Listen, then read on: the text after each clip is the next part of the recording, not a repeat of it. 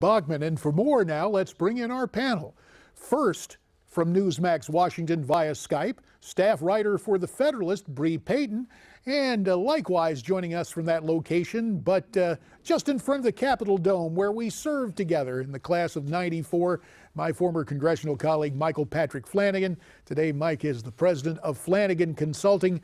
Thanks to you both for your time tonight on Newsmax Prime.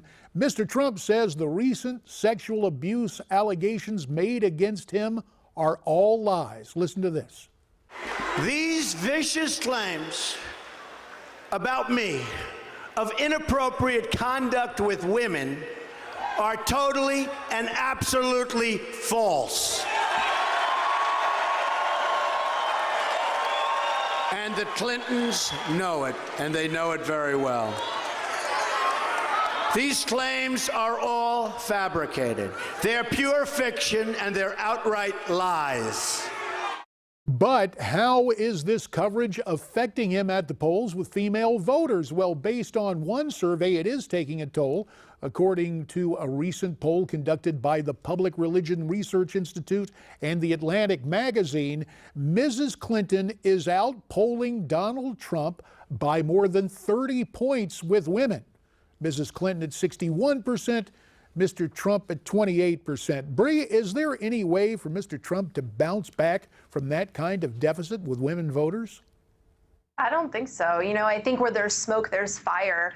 And I think women, are going to see that, and they're going to see his words and the things that he said on tape with someone saying, oh, I like to grab women here and I like to do this and, sexually harass them. And then now women are coming forward and saying, this is what happened to me. This is what he did. I think watching those two things happen in succession with one another, it really doesn't look good for him. And I really don't see women, forgiving him for this.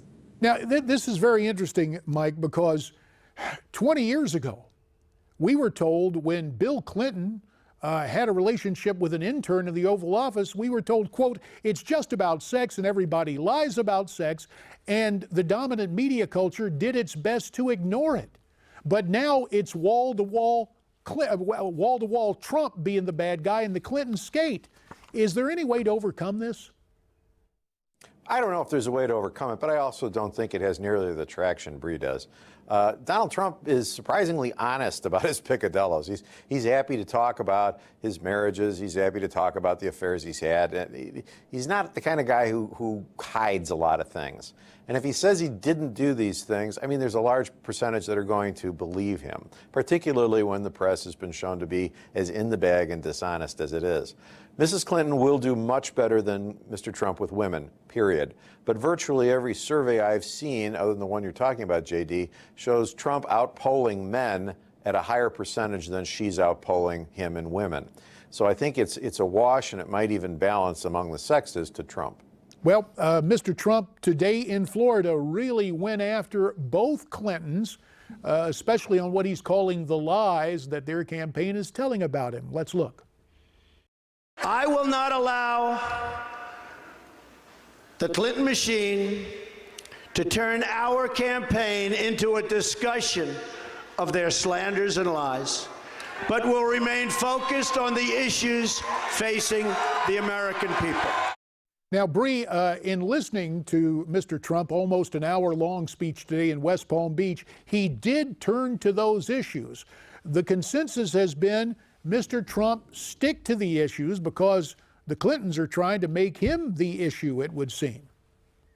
Right. And I think, it is rather ironic that Hillary Clinton is the one pointing out Donald Trump's, sexual misdeeds. I think that while she may not have physically assaulted or harassed or, had an inappropriate relationship with an intern, she definitely enabled that behavior by her husband. And when women did come forward and say, your husband sexually assaulted me, your husband raped me, she tried to threaten them, she tried to silence them.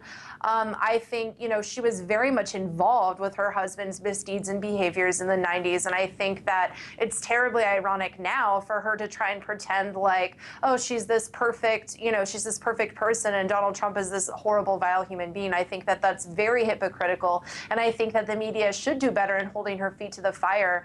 And when she says, when she tries to make herself out to be this feminist Lena Dunham kind of person who wants to believe in help those who say that they were sexually assaulted, I think that they should hold her feet to the fire and say, oh, really? Because historically speaking, you've never once done that. I agree. I think you're right. And I think it's even more so. If you look at Huma Abedin, she's finally left the lech in New York, but Hillary continues to stay with this guy. So even if you go to the sick argument that, well, I'm just staying with him because I'm the loyal wife, you've had plenty of time to get rid of the lug along the way as he continues to behave badly, but you stay with him. And you stay with him because it's good for you politically. You don't stay with him because you love him. You stay with him because you're protecting your own name, Mrs. Clinton. You're protecting your own candidacy. You're protecting your own life, and you need him.